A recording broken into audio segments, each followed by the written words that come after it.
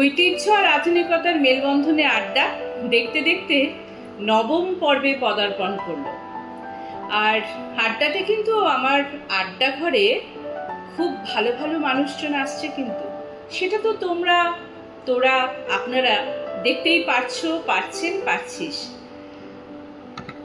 তা আজকে যাকে আমি ডেকেছি আমার আড্ডা ঘরে, তার ইচ্ছে ছিল নিউজ অ্যাঙ্কার হবে।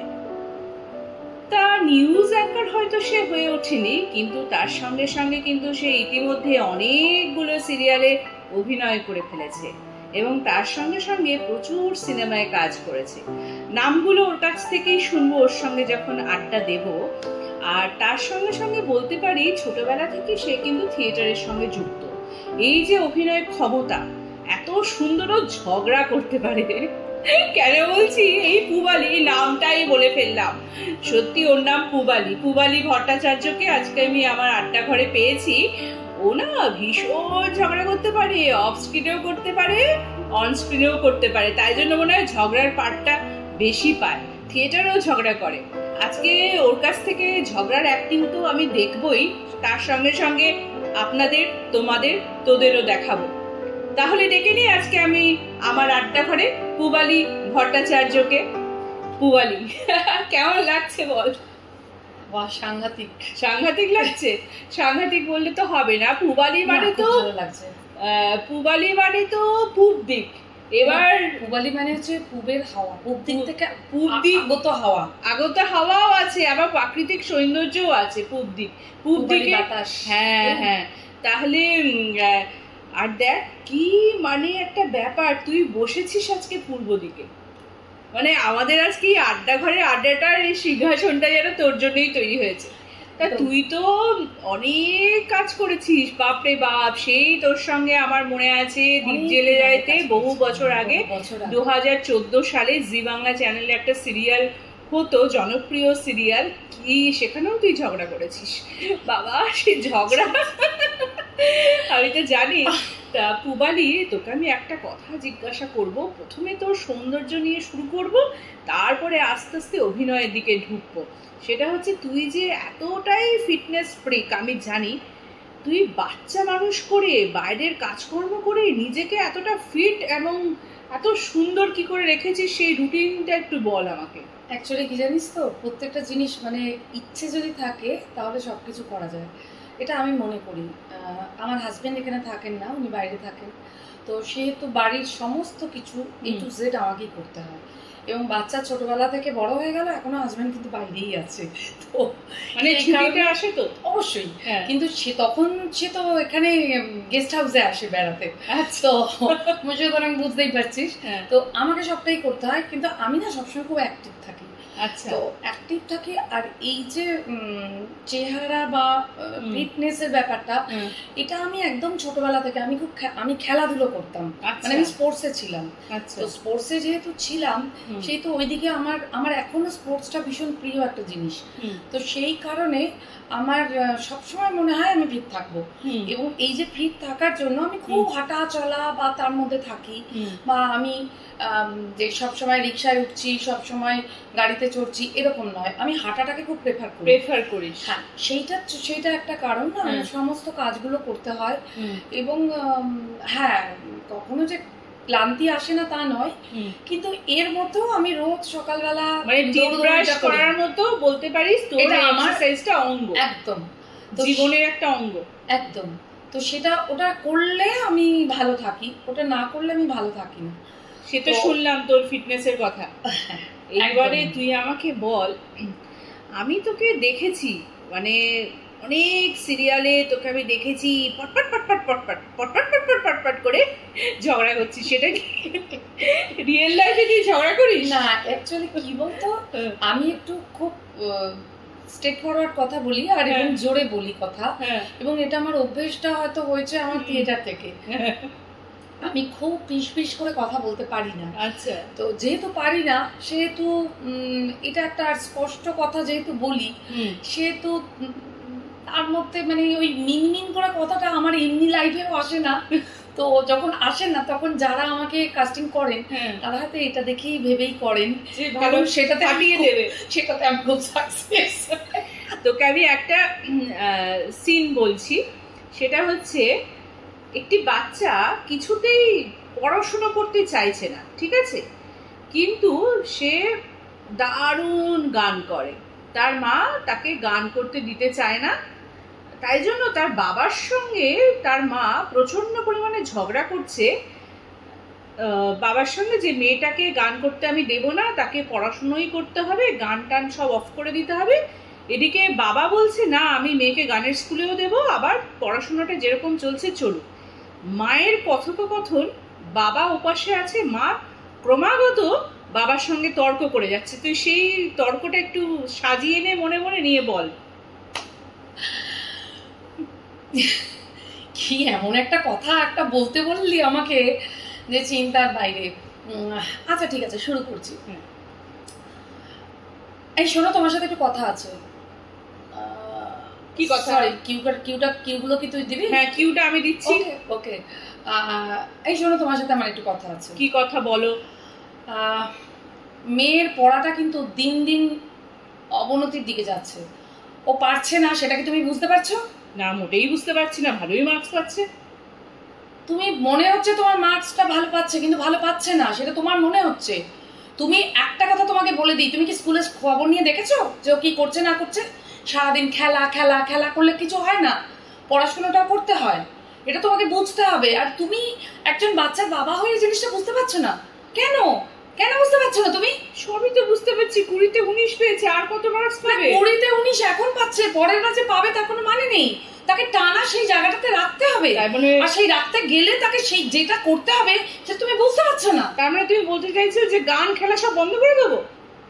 যদি দরকার হয় সেটা তাই করতে হবে, কিন্তু এখন এই মুহূর্তে পড়াশোনা ছাড়া আর আমি কিছু ভাবতে পারছি না।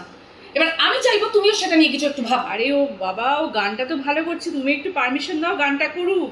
শোনো, গানটা ভালো করছে, যেটুকু করছে করছে, ঠিক আছে, কিন্তু অত্যধিক বাড়াবাড়িটা আমার মনে হচ্ছে ঠিক নয়। এবার তুমি সেটা ভেবে নাও যে সেটা তুমি কি করবে। তুমি স্কুলে গিয়ে কথা বলবে না, তুমি কি করবে? কারণ এই যে 19টা পেয়েছে, এই 19টা যে প্রতি বছর পাবে তার কোনো মানে নেই কিন্তু। আরে বাবা, ওকে গানটা নিয়ে একটু করতে দাও, ভাবতে দাও। সব সময় তুমি যদি ওর মাথার পেছনে কেউটো সাপের মতো ছোবল মারবে ভেবে, তোমার এটা মনে হচ্ছে, তুমি ভাবছো এটা। আর পাচ্ছি না। দারুণ পুবালি, খুব ভালো করলি। এই যে ঝগড়া, এটাই আমি শুনতে চাইছিলাম। সিরিয়ালে তো তুই পুরো ফাটিয়ে দিচ্ছিলি, সে প্রত্যেকটা মানে যে কটা সিরিয়ালে ঝগড়া যেটা আমি করছি ওই চিরদিনই তুমি যে আমার, সেখানেও খুব খারাপ। মানে অন্য একজনের বাড়িতে তার মেয়ে কোথায় যাবে, তার মেয়ে কি করবে, সারাদিন আমার চিন্তা। ওই চিন্তাটা যেন আমি নিয়ে বসে আছি। সে কেন রাতে বাড়ি থেকে বেরিয়ে যাচ্ছে, সে তার বাড়িতে কেন অন্য ছেলেরা আসছে, মানে সারাদিন আমার এটাই কাজ। আমার এই সিরিয়ালটাতে আমার এটাই কাজ, এবং এটাই আমি করে যাচ্ছি। এবার যখন সিরিয়াল থেকে বেরোচ্ছিস, বেরিয়ে যখন বাড়িতে আসছিস, সংসার যখন করছিস, তার প্রভাব কি তোর ডেইলি লাইফে থাকে, নাকি সুইচ অন অফটা করতে পারিস না? না, প্রভাবটা থাকে না। অ্যাকচুয়ালি আমি কাজ করতে পারলে আমার খুব ভালো লাগে, মানে আমি খুব হ্যাপি থাকি কাজ করতে পারলে। কিন্তু এই মুহূর্তে দাঁড়িয়ে সবসময় হয়তো কাজটা পাওয়া আমাদের পক্ষে সম্ভব হচ্ছে না, সেটা তুইও জানিস, চারিদিকে যা পরিস্থিতি বা কিছু। তো সেই ক্ষেত্রটাতে মাঝে মাঝে ডিপ্রেশন কাজ করে। এবং বাড়িতে যখন আসি, এসে যদি দেখি না কালকে আমার কল টাইম দিল না, বা কালকে আমার ডেট নেই, তখন হয়তো একটু খারাপ লাগে। কিন্তু কিছুটা প্রভাব যে একদম পড়ে না আমি বলবো না, এটা যদি বলি এটা আমি ভুল কথা বলবো। এটা আমি ভুল কথা বলবো এবং মিথ্যে কথা বলবো যে একটু প্রভাব পড়ে না। এখন আমি আর আমার ছেলে একসাথে যেহেতু একা থাকি দুজনে, এবার দুজনই দুজনের সাথে থাকি, যেহেতু কথা হোক যা হোক যা কিছু হোক, কিন্তু ব্যাপারটা হচ্ছে পড়ে, প্রভাব পড়ে না সেটা নয়, সেটা বলবো না পড়ে। তার কারণ হচ্ছে যেহেতু এটা আমি অসম্ভব ভালোবাসি এবং আমি কোনো কিছুর বিনিময়ে কোনোদিন এটাকে ছাড়িনি। কারণ হচ্ছে আমার যখন ছোটবেলায় বাচ্চা যখন 4-5 বছর বয়স, তখনও ওকে আমি ট্যাগে করে নিয়ে নিয়ে আমি গেছি সিরিয়ালে কাজ করতে ম্যাক্সিমাম টাইমে। তো সেই ক্ষেত্রটায় দাঁড়িয়ে আমি ছাড়িনি। আমাকে বাড়ি থেকে অনেক বলা হয়েছিল, প্রতিকূল পরিবেশ এসেছিল, কিন্তু আমাকে বাড়ি থেকে বলা হয়েছিল যদি তুমি সব সামলে যদি করতে পারো তাহলে তুমি করবে। তো আমি তখন দেখেছিলাম যে আমার এরকম হতো আগে, যেমন রাত হোল নাইট শুট হতো, আমাকে কি করতে হতো, অনেক সময় হঠাৎ দেখলাম আমার সিন এসছে রাত্রি তখন 10টা বাজে, তখন আমি বাড়ি ফিরতে পারছি না। আমি রাতে কোনোদিন আমার বাচ্চার জন্য আয়া রাখিনি, তো আমি তখন অনেক সময় কি করতাম, আমার ড্রাইভারকে বলে তাকে নিয়ে আমার ফ্লোরে চলে যেতাম। সেটা আমার অনেক সিরিয়ালের ক্ষেত্রে হচ্ছে, অনেক মানে এটা আমি করেছি। যেমন আমি জয়কালী কলকাতা বালিতে করেছি, আমি ত্রিনয়নীতে করেছি, আমি এরকম অনেক জায়গাতে আমি করেছি। আমি আর কি তোর কি বলে মহাপ্রভুতে করেছি। এরকম দিনের পর দিন ওকে নিয়ে গেছি, নিয়ে গিয়ে ও ঘুরে বেরিয়েছে। এখন হলে আর যাবে না, এখন বড় হয়ে গেছে। এই যে তারপর ধর এরকমও তো হতে পারে পেরেন্ট টিচার্স মিটিং হলো, সেই ডেটে তোর শুটিং পড়েছে, তখন তুই ম্যানেজ করলি কি করে, পরে করলি? না দেখ, আমার এরকম প্রচুর দিন গেছে, মানে আমার তখন ভীষণ স্ট্রেস এসেছিল জীবনে, মানে স্ট্রেস গেছে। যেমন আমি একটা সাধারণ উদাহরণ দিই, আমার একটা শো ছিল মিনার ভাতে। তো মিনার ভাতে যেদিন শো ছিল সেদিন আমি কিন্তু আমার ছেলেকে ফার্স্ট প্রেফারেন্স দিয়েছি। আমি তোর সাথে এতক্ষণ ঝগড়া করলাম ঠিক কথা, গান আর নাচ এসব নিয়ে, কিন্তু আমি ফার্স্ট প্রেফারেন্স দিয়েছি আমার ছেলেকে সবসময় খেলা। আমি এটা মনে করেছি যে যদি শরীর ঠিক থাকে তাহলে সে রিক্সা চালিয়েও খেতে পারবে, এটা আমার বক্তব্য।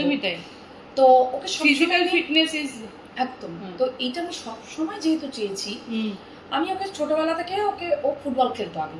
তো ফুটবল করোনার আগে পর্যন্ত ফুটবল খেলতো, তখন রবীন্দ্র সরোবর স্টেডিয়ামে সাধারণ স্পোর্টসে খেলতো। তো আমি ওকে আমার আয়ার উপর আমি ভীষণ নির্ভরশীল ছিলাম। তো ওকে দিয়ে আমি চলে এসেছি। চলে আসার পরে আমি জানি 4টের সময় আমার পৌঁছতে হবে মিনার ভাই, কারণ কিছু আর কি 6:30টায় শো। তো আমি তখন কি করলাম, আমি ওকে দিয়ে চলে এসেছি। এবার কিভাবে ওকে কে নেবে আমি জানি না। তখন আমি একে তাকে মানে এদিকে সন্ধ্যের পর মানে রাতে একটা পার্টি ছিল আমাদের, পার্টি ছিল আমার সিরিয়ালেরই একটা পার্টি ছিল। তখন আমি মহাপ্রভু সিরিয়ালটা করতাম, তার একটা পার্টি ছিল।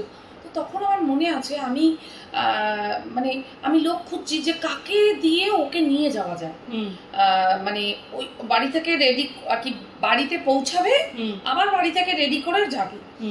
তো একটি ছেলে ছিল, ও আমার সাথে কাজ করতো, ও ওকে আরেকটি মেয়ে তাকে দিয়েছে, আমার গ্রুপের মেয়ে তাকে দিয়েছে। দেওয়ার পরে এবং তার হাতে দেওয়ার পরে সে তখন ওকে নিয়ে আমার বাড়িতে এসছে, ওকে রেডি করে গেছে।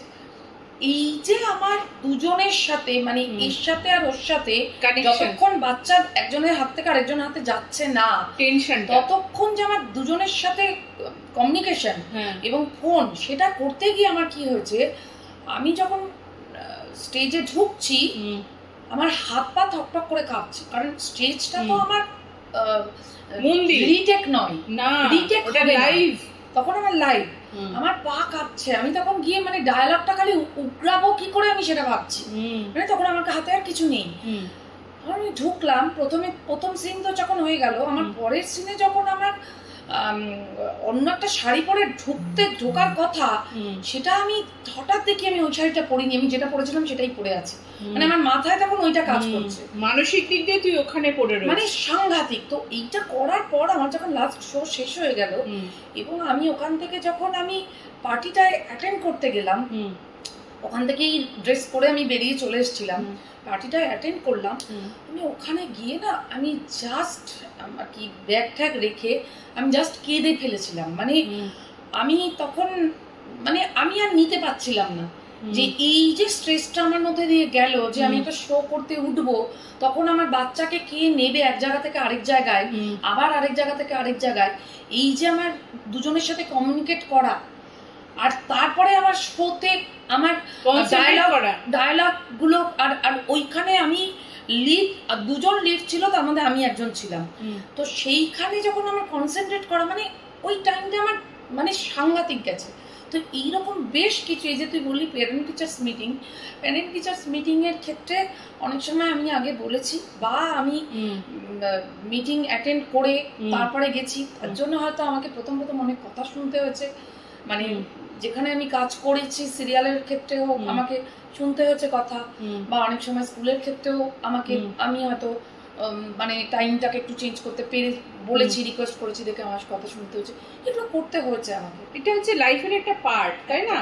আর যেটা বলছিলাম, ধর তোকে একটা স্ক্রিপ্ট দেওয়া হলো, আমাদের তো এরকমই জানিসই, তুইও কাজ করিস, আমিও কাজ করেছি এবং করছি।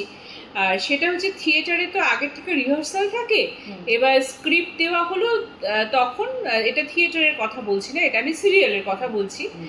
আর সিনেমাতে তো অনেকদিন আগের থেকেই সবকিছু ডিসাইড করা থাকে কে কোন চরিত্র করবে। এবার সিরিয়ালে তোকে স্ক্রিপ্ট দেওয়া হলো, তুই একটা স্ক্রিপ্ট পড়ে নিজেকে তৈরি করলি। এরকম কখনো হয়েছে ফ্লোরে গিয়ে তোর ডায়লগ চেঞ্জ হয়ে গেছে, অন্য কাউকে দিয়েছে, নিয়ে অন্য কারোর ডায়লগ তোকে দিয়েছে? না, এই জিনিস হ্যাঁ একদম হয়নি বলবো না, তবে দেখলে বুঝতে পারি এখন যে এই ডায়লগটা আমার হলেও হতে পারে। হ্যাঁ, এই জন্য আমি পড়ে নিয়ে আমি রেডি থাকি যে ওটা যদি আমায় চেঞ্জ করে তাহলে আমি ওটা যাতে বলতে পারি, কারণ এইটা এখন বুঝতে পারি যখন যেভাবে যাচ্ছে যে এই ডায়লগটা আমার হয়তো নাম লেখা নেই কিন্তু এটা আমার হতে পারে, এটা বুঝতে পারি, এটা এক্সপেরিয়েন্সের জন্য তুই এটা এখন বুঝতে পারি। এটা একটা কথা। আর দ্বিতীয় কথা হচ্ছে এমনিতে যখন অনেক সময় হয় যে ফ্লোরে যাওয়ার মুখে হয়তো স্ক্রিপ্ট পাই, তখন আমার একটু অসুবিধা হয়। আমি সবাইকেই রিকোয়েস্ট করি যে অ্যাটলিস্ট আমাকে 10টা মিনিট টাইম দেবে যাতে আমি স্ক্রিপ্টটা দেখে নিতে পারি, পড়তে পারি বা একটু ভেবে নিতে পারি, কারণ না হলে আমার প্রবলেম হয়।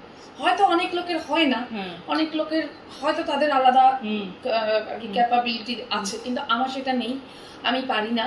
আমাকে একটুখানি সময় না দিলে আমি বলে ওখানে যেতে পারি না, এটা আমার সমস্যা।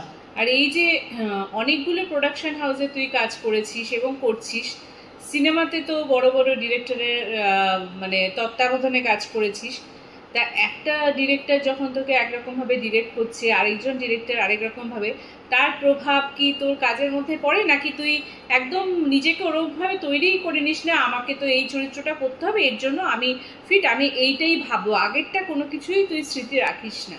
না, এটা কিন্তু আমার পরে না তা নয়, কারণ আমি লাস্ট একটা কাজ করতে গেছিলাম, সেই কাজটার আমি কোনো ডিরেক্টর বা কারোর নাম বলবো না, বা সেই কাজটা করতে গিয়ে আমি দেখ আমরা সবাই তো মানুষ, ভুল ত্রুটি সবারই হয় একদম। তো তুই যখন সেটা এই ক্ষেত্রে নয়, আমার সিরিয়ালের ক্ষেত্রেও আমার এরকম জীবনে হয়েছে, আমি ফ্লোরে দাঁড়িয়ে হাউ হাউ করে কেঁদে ফেলেছি, মানে আমাকে এমন ভাষায় কথা বলা হয়েছে, কারণ আমি হয়তো মানে ডায়লগ বলতে পেরেছি কিন্তু একসাথে অনেকে ছিল সিনটার মধ্যে, আমি হয়তো এখান থেকে ওখানে যেতে হবে বা ওখান থেকে ওখানে যেতে হবে, সেই যাওয়াটা হয়তো আমি ভুল করে ফেলেছি। তো সেটার জন্য আমাকে অনেক সিনিয়রদের সামনেই এত বাজে কথা বলা হয়েছে যে আমি ওখানে দাঁড়িয়ে কেঁদে ফেলেছি, এবং লাইট অফ করে আমার আবার পাপ করা বা যা কিছু করে তারপরে আমি রেডি হয়েছি, তারপরে আবার লাইট অন করা হয়েছে। কিন্তু এটা আমার মধ্যে পড়ে, মানে আমি একটু, অনেকেই বলে যে তুমি এটা ভাবো রাতকেই বাদকেই, এটা আগেরটার কথা ভেবো না, খুব সেন্টিমেন্টাল, কিন্তু আমার এটা পড়ে। কিন্তু তারপরে আমি আজকাল মানে ইদানিং আমি অনেক কিছুই মানে নিয়ে নিই, ঠিক আছে হয়ে গেছে নিয়ে নিই, কিন্তু আমি সত্যি একটু সেন্টিমেন্টাল। মানে তুই তো সেন্টিমেন্টাল, সেটা আমাকে যদি তুমি ভালোভাবে ব্যবহার করে ভালো কাজ আমাকে দিয়ে প্রচুর তুই করিয়ে নিতে পারবি, কিন্তু তুই যদি আমার সাথে খারাপ ব্যবহার করিস আমার কাজটা কখনো ভালো হবে না। এটা আমার মনে হয় সবার ক্ষেত্রে প্রযোজ্য। তোর কাজের ক্ষেত্রে তো ডিরেক্টর আছে এবং অনেক কো অ্যাক্টর কো অ্যাক্ট্রেস আছে, তাদের কিছু কাজকর্ম বা তাদের ব্যবহার বা তাদের কিছু তুই সেন্টিমেন্টাল হয়ে পড়িস। এবার আমি যেটা বলতে চাইছি সেটা তো কর্মক্ষেত্রে, এবার সাংসারিক জীবনেও কি তুই সমানভাবে সেন্টিমেন্টাল? হ্যাঁ দেখ, আমি অ্যাকচুয়ালি একটা জিনিস জানবি, এটা আমার মনে হয় তুই যে কোনো জায়গায় তুই যদি ইনভলভ থাকিস মেন্টালি, তাহলে কিন্তু তোর ফারাক পড়বে। আর তুই যদি মেন্টালি ইনভলভ না থাকিস, সে তোর ফ্যামিলি হোক, তোর বয়ফ্রেন্ড হোক, তোর গার্লফ্রেন্ড হোক, যে কোনো জায়গায়, আমি সব ক্ষেত্রে বলছি, তুই যদি মেন্টালি ইনভলভমেন্ট তোর থাকে, তাহলে তুই অবশ্যই সেই জায়গাটাকে তোর তোর হার্ট করবে, বা তুই ওটা নিয়ে ভাববি। আর যদি তোর কিছু না থাকে তাহলে কোনো ব্যাপার না।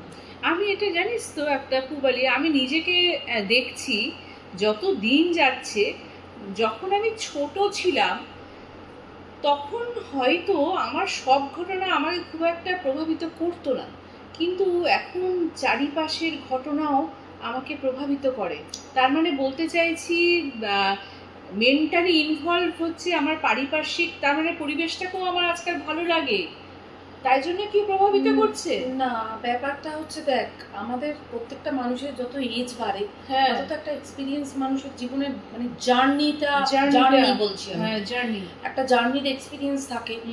কিন্তু সেই দিক থেকে যদি বলিস, আমার অনেক ক্ষেত্রে অনেক কাজ চলে গেছে, আমি স্ট্রেট ফরওয়ার্ড কথা বলেছি দেখে, কিন্তু আজকাল ইদানিং আমি অনেক অভিজ্ঞতায় আমি কিছু কিছু জায়গায় ইগনোর করতে আর চুপ করে থাকতে শিখেছি কিছু কিছু জায়গায়। কারণ হচ্ছে আমি দেখেছি যে লাস্ট আমার একটা ঘটনা হয়েছে যেটা আমাকে ডেকে নিয়ে যাওয়া হলো, এটা তো আমাদের ক্ষেত্রে হয়ই, তুইও জানবি হয়তো, ডেকে নিয়ে যাওয়া হলো আজ আমার একটা চরিত্র, গিয়ে দেখলাম চরিত্র শুধু নয়, গিয়ে দেখলাম আমাকে টকি আর্টিস্টের জায়গায় ফেলা হয়েছে, এবং টকি আর্টিস্টের জায়গায় ফেলার ফলে আমি প্রথম দুদিন আমি বুঝতে পারিনি, মানে প্রথম দুদিন আমার শুট হয়নি, আমি গেছি বসে থেকেছি চলে এসেছি, শুট হয়নি। 3 নম্বর দিনের দিন যখন আমি গেলাম, শটে গেলাম, গিয়ে দেখছি এত বড় অপমান যে আমি কয়েকদিন আগে, মানে আমি এতগুলো কাজ করার পর আমাকে একটা ডায়লগ এসে বলা হচ্ছে, আপনাদের মধ্যে কে বলবেন বলুন ডায়লগটা। আমি তখন বললাম আমি বলবো না, ওনাকে বলতে বলুন। আরেকজন ছিল, আর 2 জন ছিল। এবার ওরা খুব বিরক্তের সাথে সেটা বললো, কারণ ওদের হয়তো সেই এক্সপিরিয়েন্সটা ছিল না। দেখ, দুটো জিনিস জানবি, কোনো মানুষ, এটা আমার এক্সপিরিয়েন্স দিয়ে বলছি, আমি জানি না তুই আমার সাথে একমত হবি কিনা, কোনো মানুষ একটা কাজ করলেই বিরাট প্রচার হয়ে যায়, বিরাট প্রচার হয় এবং লাইমলাইটে চলে আসে। কোনো মানুষ আছে অনেক কাজ করেছে, তুই হয়তো জানবি, অনেক ডিরেক্টরের সাথে কাজ করেছে, কিন্তু সে হয়তো লাইমলাইটে নেই, এরকম অনেকে আছে। তো আমাকে যদি তুমি না চেনো, না জানো, সেটা তোমার ফল্ট, আমার নয়। একদমই তাই। তুমি আমাকে ডেকে নিয়ে গিয়ে একটা চরিত্র দিচ্ছ, সেটা তুমি কাকে চরিত্রটা দিচ্ছ, সে তার আগে কি কি কাজ করেছে, তুমি সেটা জানার চেষ্টা করলে না করে তুমি সেটা দিয়ে দিলে। তখন আমাকে যেটা বলা হলো, তখন আমি যখন বেরিয়ে বাইরে গেলাম, ওই ডিরেক্টরকে আমি চিনতাম। তখন আমাকে পরের সপ্তাহে আমাকে যখন সবাইকে ভেতরে যেতে বলা হচ্ছে, আমি যাইনি, সত্যি কথা আমি যাইনি, আমি শুনতেও পাইনি, যাইও নি। তখন আমাকে শটের পরে বাইরে এসে আমাকে অনেক কিছু বলা হলো, আপনি জাননি কেন, এইসব নানান কথা। তখন আমি বললাম আমি কিন্তু ওই ডিরেক্টরকে চিনি, নাম বলছি না, ডিরেক্টরকে চিনি। সেই ডিরেক্টর কিন্তু একই হাউসে সে আরেকটা সিরিয়াল করতো, আমি আরেকটা সিরিয়ালে মেইন নেগেটিভ করে এসেছি, সে কিন্তু ওই হাউসেরই আরেকটা সিরিয়াল করতো। অথচ তাকে আমি ওইখানে গিয়ে কেন জিজ্ঞেস করেছি, সে আমাকে ওখানে জুনিয়র আর্টিস্ট বানিয়ে দিয়েছে, দিয়ে সে তখন আমাকে এমন একটা অ্যাটিটিউড করলো, এত খারাপ ব্যবহার করলো, আমাকে বললো আপনি গিয়ে ওখানে বসুন, গ্রিন রুমে বসুন, আপনি করছেন, এই মেকআপ রুমে বসুন। আমি তখন বললাম যে আমি বেরিয়ে চলে গেলাম। বেরিয়ে গিয়ে মেকআপ রুমে আমি হাউ হাউ করে কেঁদেছি, বিশ্বাস কর কেঁদেছি। এবং কাঁদার পর যে আমাকে এখানে ডেকেছিল তাকে ফোন করে যখন ঘটনাটা বলি, সেই ইপি আমাকে বলছে আপনি একজন ইপির সাথে এইভাবে কথা বলতে পারেন না, আপনি এইভাবে আমাকে ডেকে নিয়ে এসে টকি আর্টিস্টের কাজ করাচ্ছেন। আমি তখন তাকে সমস্ত অনেক কিছু পাঠিয়ে দিলাম, আমার এসবিএফ এর কাজ, আমার সুরিন্দারের কাজ, যেখানে যা কাজ করেছি, ব্লুজের কাজ, সব তাকে পাঠিয়ে দিলাম। পাঠানোর পর আমাকে বললো নিশ্চয়ই আপনার সাথে পরে কোথাও দেখা হবে। আমি জাস্ট একটা স্টোরি তোকে বলছি, তুই ভাববি মানুষের সবকিছু ফিরে আসে। আমি এখন যে কাজটা করছি সেই কাজে হঠাৎ একদিন আমার তার সাথে দেখা, সে এসে আমাকে দেখলো, সে এখন আর নেই অবশ্য, সে এসে আমাকে দেখলো যে আমি কি চরিত্র করছি ওখানে। আমি খালি জিজ্ঞেস করলাম তুমি ওই হাউসে ছিলে না? বললো হ্যাঁ। আর কিচ্ছু বললাম না, আমি আর কোনো কথাতেই গেলাম না। তোর কাছে তো অনেক অভিজ্ঞতার কথা শুনলাম, শুটিং ফ্লোরের কথা শুনলাম, এবং বাচ্চাকে যে তুই নানান স্ট্রাগলের মধ্য দিয়েই বড় করেছিস। এখন তো বাচ্চা বেশ অনেকটাই বড় হয়ে গেছে, আমি ছবিতে দেখি বেশ সুন্দর দেখতে হয়েছে। আর এখন তো নতুন জীবনে প্রবেশ করবে, মানে হায়ার স্টাডিজের দিকে যাবে। তার মধ্যে থেকে তুই সংসারও করছিস, কাজটাও সামলাচ্ছিস, আর এদিকে তোর বাচ্চাকেও বড় করছিস। সবটা নিয়েই তুই আজ পুবালি। আমি তোকে একটা অন্য আঙ্গিকে কথা বা প্রশ্ন জিজ্ঞাসা করব, উত্তরটা নেব। সেটা হচ্ছে, তুই থিয়েটার এবং অভিনয় তো করিস, তার সঙ্গে সঙ্গে তুই, আমি জানি তুই আবৃত্তির ক্লাসও কিছুদিন করেছিলিস জগন্নাথ বসু মহাশয়ের কাছে, আর রায়া ভট্টাচার্যের কাছে তোর অ্যাঙ্কারিং এর শিক্ষা বহু বছর আগে। খুব কম দিন ওটা কি, একদমই কম দিন। হ্যাঁ, কম দিন। তা তুই রান্না টান্না করিস কি?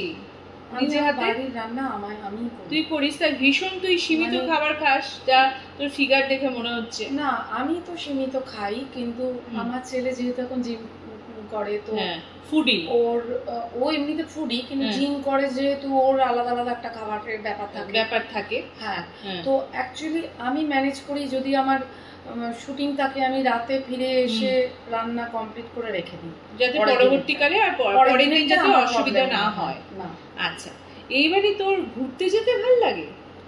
হ্যাঁ, ঘুরতে যেতে আমার খুব ভালো লাগে, বিশেষ করে আমি ট্রেকিং করতে খুব ভালো লাগে। আচ্ছা, আমি ট্রেকিং আগের বছরও করে এসেছিলাম, এই বছর আমি যাবো, সব ঠিক করেও যেতে পারিনি ছেলের অ্যাডমিশনের জন্য। আচ্ছা, তো সেই জন্য আমি যেতে পারলাম না, মিস হলো। তুই তো প্রচন্ড স্ট্রেট ফরওয়ার্ড, এবং যখন কোনো পরিস্থিতি আসে তখন সেখানে তুই নিজের মতামত যখন ব্যক্ত করিস, শুটিংয়ের ক্ষেত্রে তো শুনলাম অনেক ক্ষেত্রে অনেক প্রবলেম হয়েছে, বা তুই সেই প্রবলেম থেকে বেরিয়ে এসেছিস বুদ্ধি করে। তা এখন কি তুই একটু শান্ত হয়েছিস? মানে এই যে চট করে রেগে যাওয়া, স্ট্রেট ফরওয়ার্ড কথা, রেগে যাওয়া, হ্যাঁ, এখন আমি অনেকটা শান্ত, ধীর স্থির, চুপচাপ। মানে ছেলে বড় হওয়ার সঙ্গে সঙ্গে, ছেলে বড় হওয়াটা কথা নয়, তাহলে ধীর স্থিরও বলবো না, যেখানে প্রোটেস্ট করার অবশ্যই করি। এবং বলতে পারিস আমার যে কোনো জায়গাতে আমার একটু লড়াকু মানসিকতা, কিন্তু আমি অনেক ক্ষেত্রে আমি এখন একটু ইগনোর করতে শিখেছিস। ইগনোরটা আমার হয়তো অভিজ্ঞতার জন্য, মানে জার্নির অভিজ্ঞতা। তোর শাশুড়ি মা তোকে সাপোর্ট করেছে সমস্ত কাজকর্মে? এই যে বাইরে কাজ করতে যাস, আমাকে কেউই কোনোদিন সাপোর্ট করেনি, এবং আমার বাবা মাও আমাকে কোনোদিন সাপোর্ট করেনি, কারণ আমার বাবা মাও এখন কেউ নেই, বা শ্বশুর শাশুড়িও কেউ নেই। আমার কিন্তু বিয়ে হয়েছিল দেখে শুনে, এবং সবাই জানতো যে আমি এই কাজ করি। তো আমার বাবা মার যে আমি এটা করি সেটা আপত্তি নয়, আমার বাবা মার আপত্তি ছিল যে হাজবেন্ড অফিস থেকে এসে তাকে এক কাপ চা কে করে দেবে, মানে সেটা কেন আমি করে দিতে পারবো, সেটা প্রায়োরিটি ভেবেছিল। কিন্তু লাস্টের থেকে বাবা খুব খুশি হতেন আমার কাজগুলো দেখে, তো খুব মজা পেতেন। কিন্তু বাবা লাস্টের দিকে আর কিন্তু প্রথম দিকে কেউ কিছু আমাকে সাপোর্ট দেয়নি। হ্যাঁ, আর বাড়ি থেকে বাবা মা বলেছে যে ওই যে বললাম, হাজবেন্ড এসে যদি এক কাপ চা চায় তখন কে চাটা দেবে। মানে প্রগ্রেসিভ আসলে জানিস তো, আমার মনে হয় দুটো পরিবারকেই হওয়া উচিত। কারণ আমি আমার জীবনের ক্ষেত্রেও দেখেছি, প্রগ্রেসিভ মানে কিন্তু স্লিভলেস ব্লাউজ পরলাম বা লিপস্টিক লাগালাম, চুলটা একটু উল্টে বাঁধলাম, সেটাকে আমি প্রগ্রেসিভ কখনো বলি না। মেন্টালিটি বা মানসিকতা যেটা তুই বলছিস, সেটাকেই আমি প্রগ্রেসিভ বলি। যে কারোর যদি কোয়ালিটি থাকে তাকে করতে দিতে হবে, তার জন্য তার পরিবেশটা তৈরি করে দিতে হবে।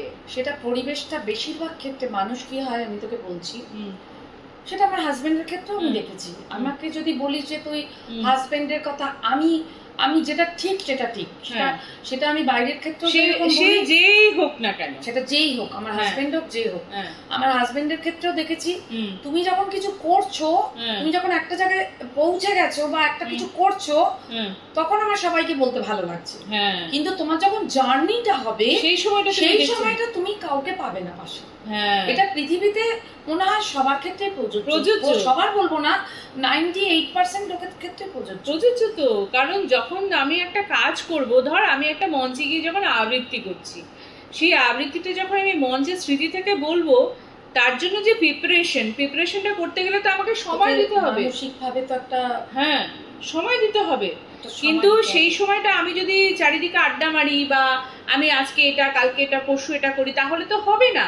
সেইটুকু সময়টা আমাকে দিতে হবে। সেইটা যে কত লড়াই, কত স্ট্রাগল করে আমরা করি, সেটা আমরাই জানি বল। এবং প্রত্যেকটা আর্টিস্টদের মনের মধ্যে একটা বাসনা থাকে, আমাকে এটা করতে হবে। আর চাকরি করা একরকম এবং আর্টিস্ট হওয়া কিন্তু আরেক রকম, দুটো একদমই আলাদা আর ভীষণ আনসার্টেন। এবং আমরা নিজেরা ইচ্ছে করেই হয়তো আমরা এই পথটা বেছেছি, কিন্তু তার জন্য না একটা মন পেতে হবে যে তারা আমাকে বুঝবে, তার আমার কথাবার্তা বুঝবে, মানে ওয়েভলেন্থ ম্যাচ হতে হবে। অ্যাকচুয়ালি জানি না, মানুষ না খুব পাল্টায়, মানুষ খুব পাল্টে যায়। আজকে তুই যে মানুষটাকে দেখছিস, যে মানুষটা তোকে সাপোর্ট দিচ্ছে বা তোকে হয়তো সেই মানুষটা মেন্টালি তোকে, সে যে কালকেও তোকে সেই সাপোর্টটা দেবে তার কিন্তু কোনো গ্যারান্টি নেই। আমি দেখেছি মানুষ খুব পাল্টে যায়। মানুষ কেন, দুনিয়াতে সবকিছু পাল্টায়, মানুষ তো পাল্টায়। আর মন তো যে কোনো মুহূর্তে, যে কোনো সময়। আমি সবার ক্ষেত্রে আমি বলছি, যে কোনো ক্ষেত্রেই বলছি, আমরা হয়তো এখন যে এজটা এসে দাঁড়িয়েছি, সেই এজে হয়তো আমরা হঠাৎ করে পাল্টে যাই না সেই এজটা এসে, কিন্তু তাও আমি দেখেছি মানুষ পাল্টায়। তবে একটা জিনিস দেখছি, আগের থেকে এই যে নারী, পুরুষতান্ত্রিক সমাজ তো আমাদের এটা, এবং আগেও নারীরা নির্যাতন হতো, সেটা হয়তো প্রকাশিত হতো না, কিন্তু এখন কিন্তু আমরা অনেকটাই প্রগ্রেসিভ হয়েছে এবং বাইরে কাজ করতে বেরোচ্ছি। এইটা কিন্তু এই জায়গাতে তোকে আমি একটা কথা বলবো, এটাতে আমি তোকে একটু থামাবো। বল। এটা কিন্তু নারী পুরুষ শাসিত সমাজ বলে নয়, নারীরাও অনেক আছে আর কি সাংঘাতিক, এবং তারাও আছে, তারাও সাপোর্টিং নয়, এটা কিন্তু অনেক ক্ষেত্রে আছে। মানে এটা যে তুই খালি পুরুষদেরই দেখছিস, আমি পুরুষদের দেখছি না, আমি বলছি যে অনেকেই যে আজকাল মেয়েদের নিয়ে, যে মেয়েদের সব জিনিস সামনে এসেছে, সবকিছু এসেছে। আগে কি হতো জানিস তো, আগে হতো মেয়েরা মেনে নিত দেখে সবকিছু চুপ থাকতো, সংসার গুলো টিকতো, আগে এরকম হতো ছিল।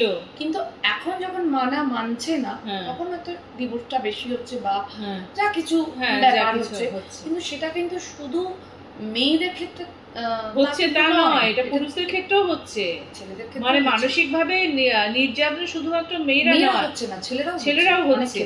আর তবে দিন পাল্টেছে, আগের থেকে মানুষরা এখন অনেক ভালো কাজ করছে। মানে আমরা নারীরা, তোকে যদি কেউ হার্ট করে বা তোকে যদি কেউ তোর পেছনে কথা বলে বা তোকে যদি কেউ ছোট করে, সেটার জন্য কিন্তু ছেলে আলাদা মেয়ে আলাদা নয়, একটা হিউম্যান বিং। এটা কিন্তু একটা হিউম্যান বিং, এটা কিন্তু ছেলে মেয়ে নির্বিশেষে তোকে করতে পারে। একদমই তাই। তোকে ছোট করতে গেলে কোনো ছেলেই করতে হবে তা কিন্তু নয়, কোনো মেয়েও করতে পারে, এটা ঠিক। এটা ওই জন্য কি হয়, আমরা মনে হয় কোনো রকম জেন্ডার মনের মধ্যে না রেখে আমরা একটা হিউম্যান বিং হিসেবে কাউকে ডিল করব, সেটাই আমাদের আজকের সেশনের বার্তা হওয়া উচিত, তাই না?